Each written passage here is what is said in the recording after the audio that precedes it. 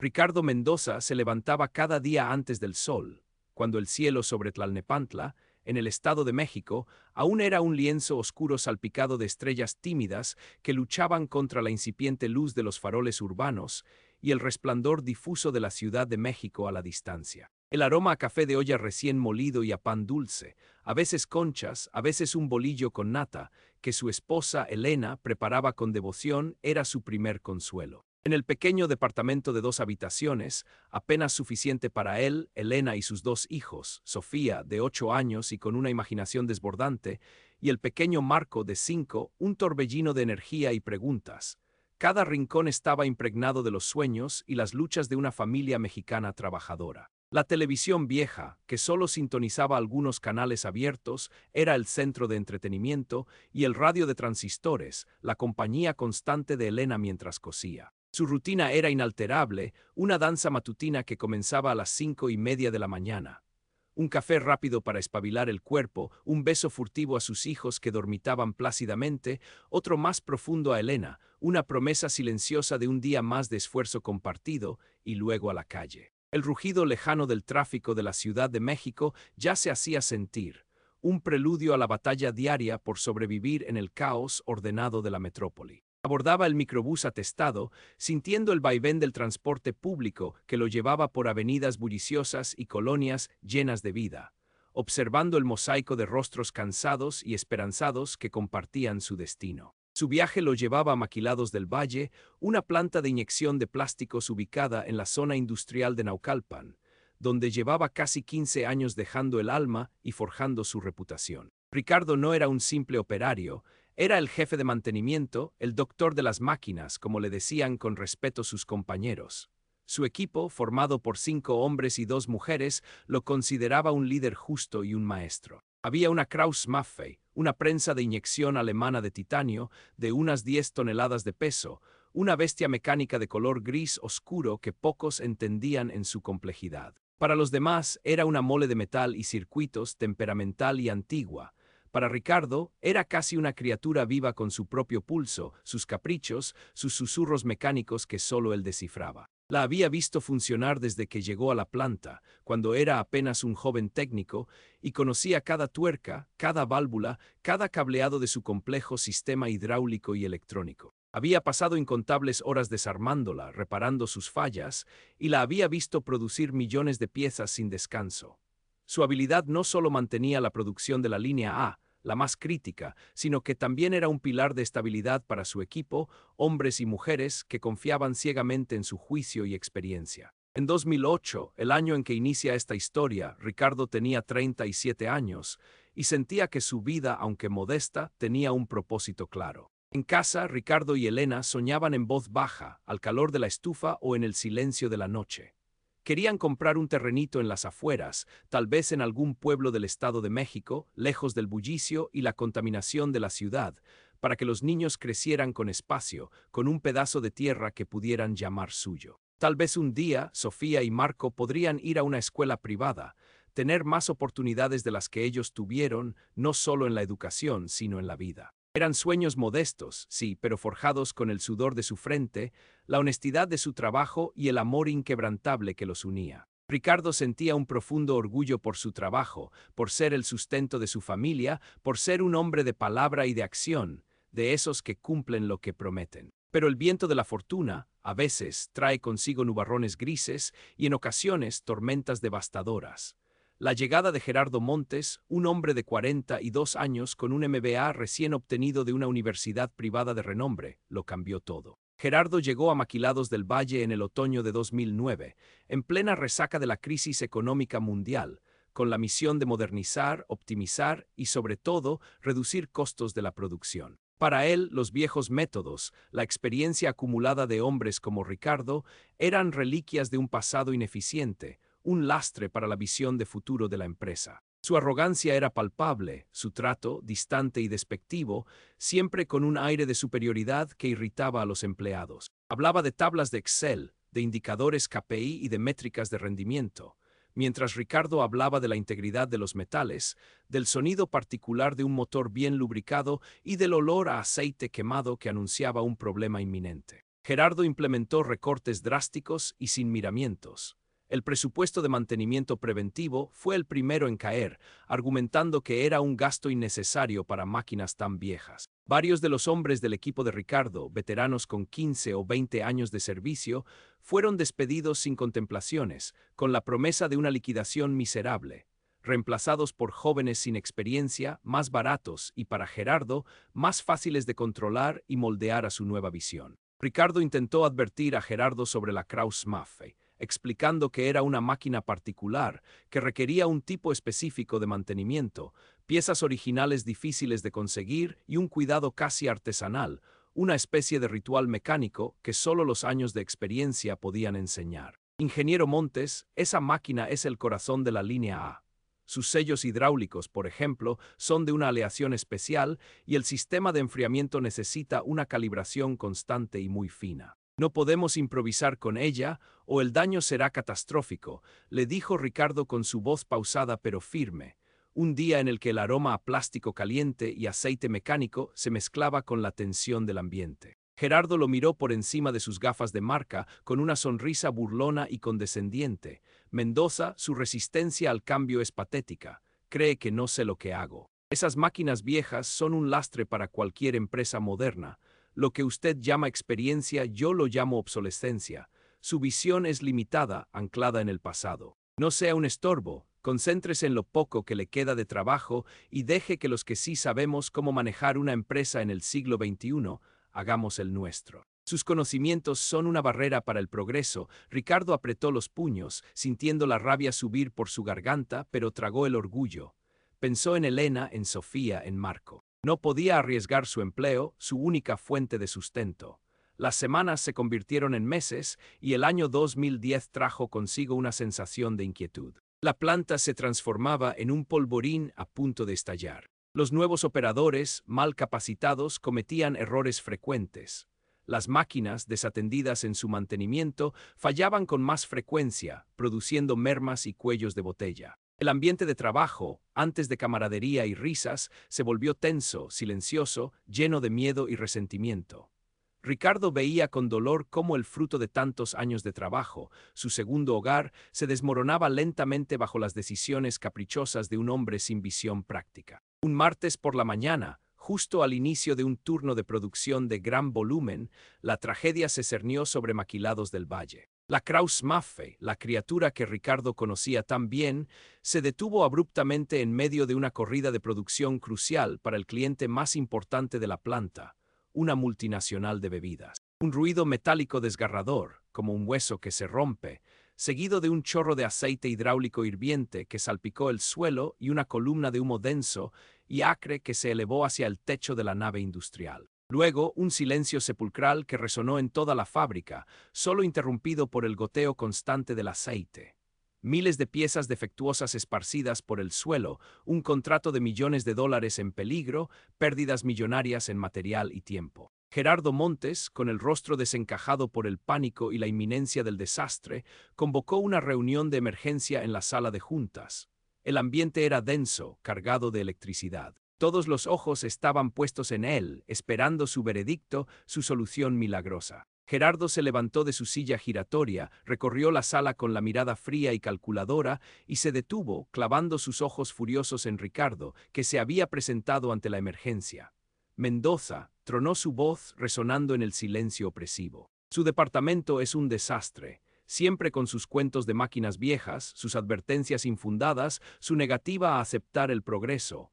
Aquí está el resultado de su incompetencia y su resistencia al cambio. Usted es el responsable directo de esta catástrofe. Es el culpable de que estemos a punto de perder nuestro cliente más importante y de que la planta se vaya a pique. Es un inepto, un inútil, fuera. Está despedido, Mendoza, y no intente buscar trabajo en este ramo en la ciudad, porque me aseguraré de que nadie lo contrate. Mi influencia en esta industria es vasta. No podrá escapar de mi palabra. Asterisco, asterisco, usted es nada, Mendoza, nada. Asterisco, asterisco, su conocimiento es obsoleto, su actitud un lastre. Recoja sus cosas y lárguese de mi vista. Ahora mismo, antes de que lo eche a patadas, las palabras cayeron como martillazos sobre Ricardo.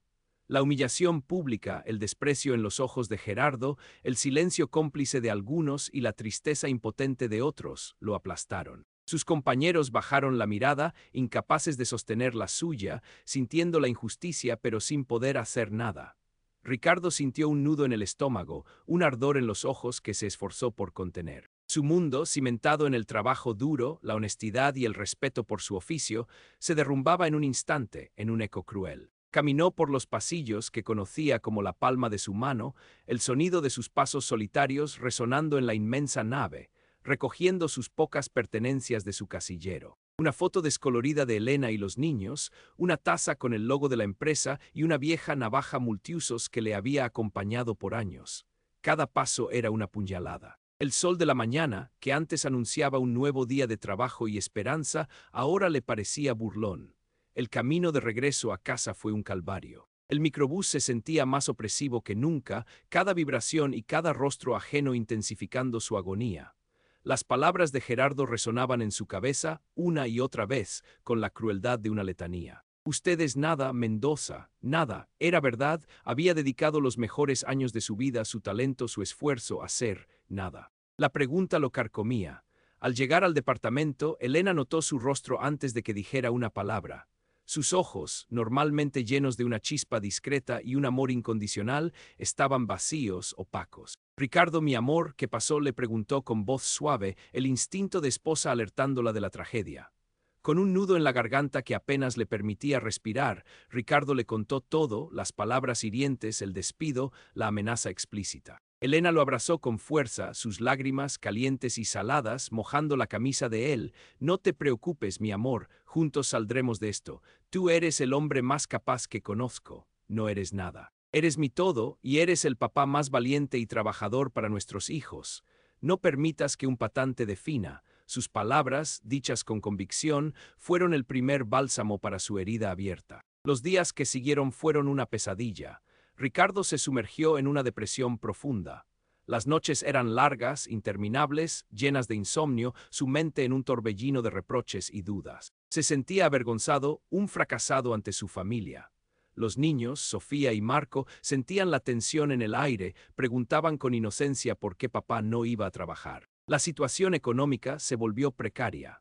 Sus ahorros, fruto de años de privaciones y sacrificio, empezaron a menguar a una velocidad alarmante, consumidos por los gastos diarios y el alquiler. Elena, con su temple de acero y su fe inquebrantable, buscaba pequeños trabajos de costura a domicilio o de limpieza por horas para aportar algo, pero no era suficiente. Ricardo buscó empleo en otras fábricas de la zona industrial, pero la sombra de Gerardo Montes era larga y poderosa.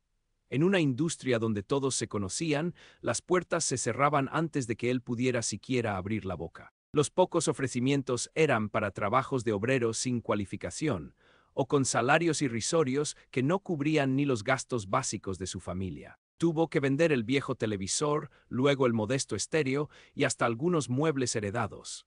Cada venta era un pedazo de su dignidad que se desprendía, una herida más en su maltrecho orgullo. Una tarde de otoño de 2010, mientras observaba a Sofía jugar en el patio con su muñeca favorita, la niña se acercó a él con sus grandes ojos curiosos. Papá, ¿cuándo vamos a ir otra vez al parque? Ya no jugamos como antes. ¿Estás triste? La inocencia de su pregunta le partió el alma y le golpeó la conciencia. Ese día, Elena se sentó a su lado, le tomó las manos ásperas por el trabajo y el estrés. Ricardo, no puedes seguir así, eres el mejor. Siempre has arreglado todo, desde la licuadora hasta las máquinas más grandes de la planta. Eres inteligente, hábil, un genio con las manos. Hay otras maneras. Hay mucha gente que necesita tu ayuda, gente que valora el trabajo bien hecho. Esas palabras encendieron una pequeña chispa en la oscuridad de su desesperación. Ricardo recordó las incontables veces que había ayudado a vecinos con sus electrodomésticos averiados, a pequeños talleres mecánicos con sus herramientas. ¿Por qué no usar sus habilidades para sí mismo?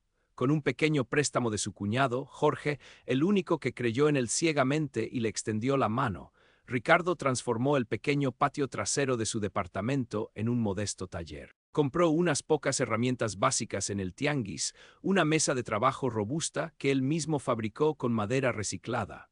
Colgó un letrero de madera que Elena pintó con cariño, con letras toscas pero llenas de esperanza. Taller Mendoza, especialistas en maquinaria industrial y reparaciones domésticas, calidad y confianza. Al fin de 2010, Ricardo había reencauzado su camino. Los inicios fueron duros, lentos, marcados por la incertidumbre de cada día. Al principio, solo llegaban los vecinos con una lavadora descompuesta, un ventilador ruidoso o un motor de bomba de agua que no quería arrancar. Ricardo les cobraba lo justo, a veces nada, solo por el placer de arreglar las cosas y ver una sonrisa de gratitud.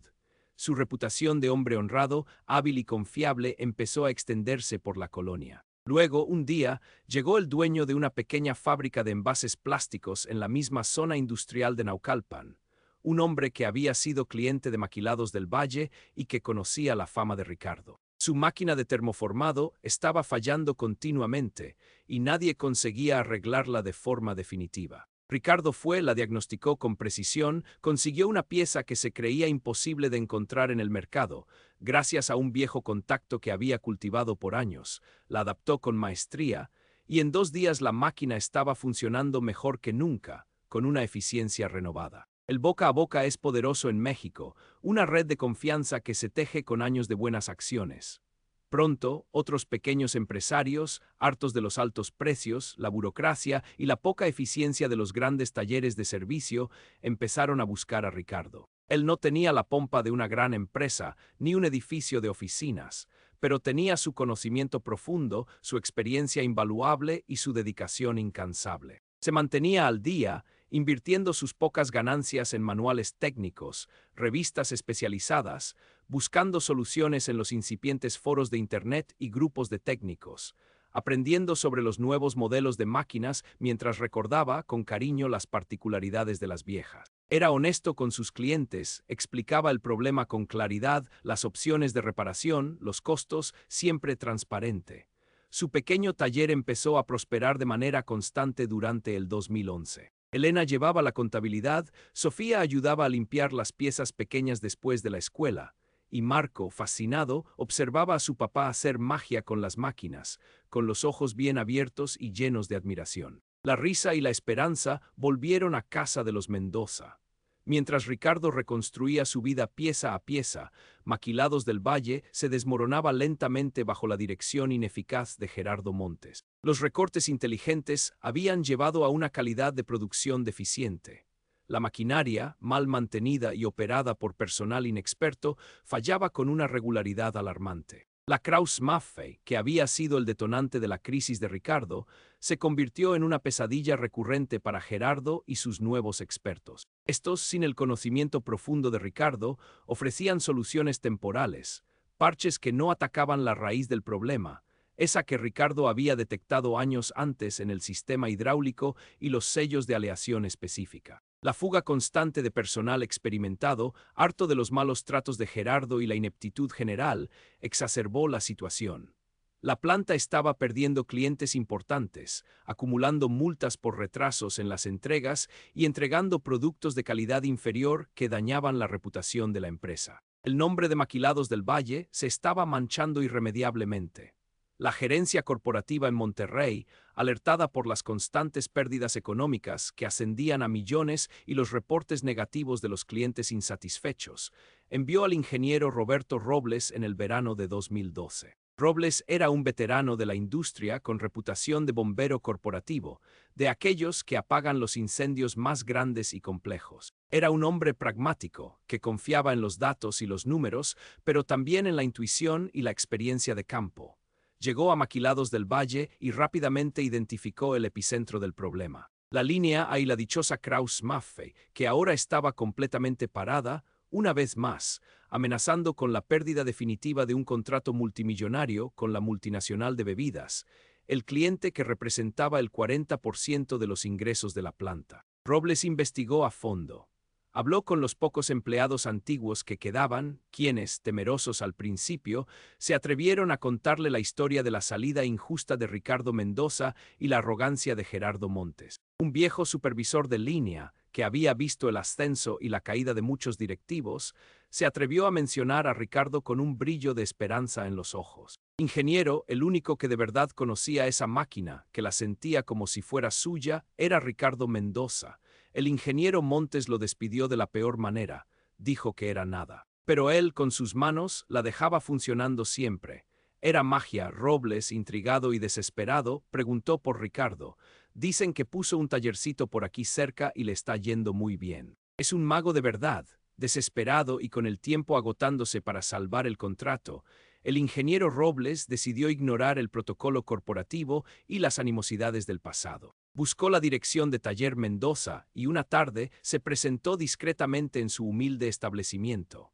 Encontró a Ricardo, con el overol manchado de grasa, concentrado en la reparación de un motor industrial. Robles se presentó humildemente, explicándole la situación crítica de Maquilados del Valle, omitiendo, por supuesto, la parte de Gerardo Montes y la humillación. Ricardo, necesitamos su ayuda. La Krauss-Maffei está muerta y con ella nuestro cliente más importante y probablemente la planta entera. Sabemos que usted es el único que puede revivirla. Su reputación lo precede. Ricardo lo miró fijamente. Un torbellino de emociones se agitó en su interior. El recuerdo amargo de la humillación, la rabia contenida, pero también la inmensa satisfacción de ser reconocido, de que su valor y su conocimiento fueran finalmente apreciados. Y sobre todo, el amor por esas máquinas, por el oficio que dominaba.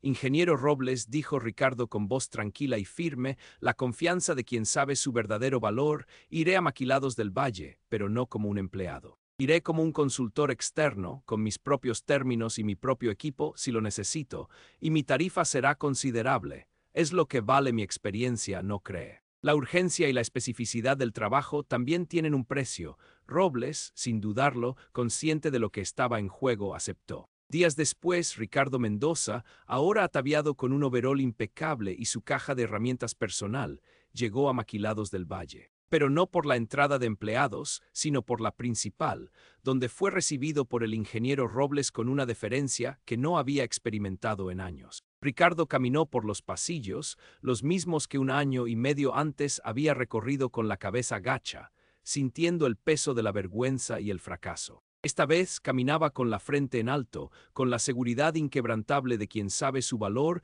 y la satisfacción de su renacer.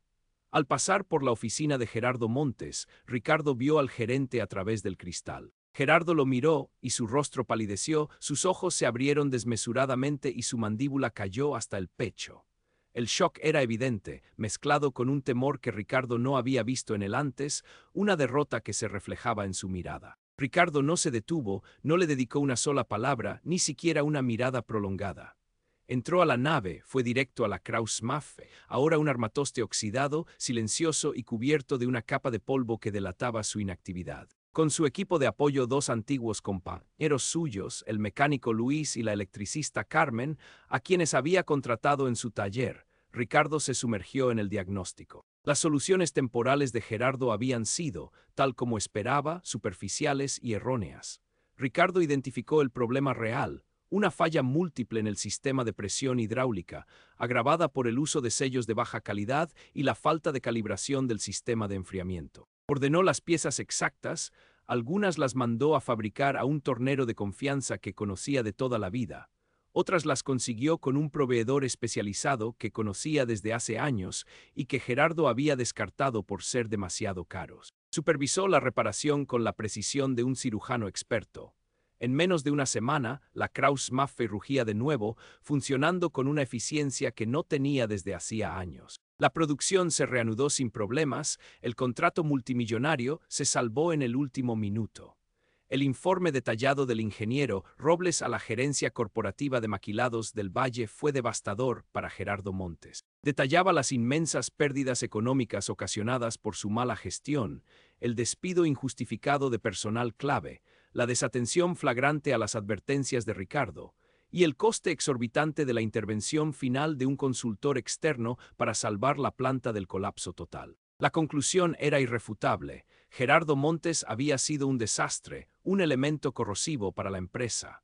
Fue relevado de su cargo de director de planta de inmediato, en un movimiento discreto pero fulminante que se hizo público en el boletín interno. Su prometedora carrera profesional, construida sobre el papel y la arrogancia, se derrumbó con la misma rapidez que la confianza en su gestión. Fue reubicado en un puesto administrativo sin ninguna responsabilidad real, en una sucursal remota en el Bajío, lejos del poder y la toma de decisiones. Sus palabras "usted es nada" se habían vuelto contra él con una fuerza implacable, convirtiéndolo en la nada que había proyectado en otros. Ricardo Mendoza, por su parte, prosperó. Su taller Mendoza se expandió aún más, contratando a más excompañeros de Maquilados del Valle que habían sido despedidos por Gerardo y que ahora veían en Ricardo un faro de esperanza. Su reputación se consolidó y su nombre se convirtió en sinónimo de confiabilidad, excelencia y soluciones efectivas en toda la industria. Compró aquel terrenito que soñaba con Elena en el Estado de México, en un pequeño pueblo cercano. Construyeron una casa modesta pero cómoda, con un pequeño jardín y espacio para que los niños jugaran. Sofía y Marco pudieron ir a una escuela mejor, con un futuro más prometedor y una niñez más feliz. A veces, Ricardo se cruzaba con Gerardo en la ciudad, en algún semáforo o en un supermercado en Tlalnepantla. Gerardo, con el semblante cansado, la mirada perdida, su arrogancia desvanecida, un fantasma de lo que fue. Ricardo simplemente seguía su camino, sin rencor, sin necesidad de venganza activa. Las palabras de Gerardo ya no lo definían. Él sabía quién era. Era Ricardo Mendoza, el hombre que, a pesar de ser llamado nada, había construido todo con sus propias manos, con su inteligencia y su inquebrantable espíritu. Y esa era su verdadera y silenciosa victoria, una lección de vida que resonaría para siempre en la zona industrial de Naucalpan.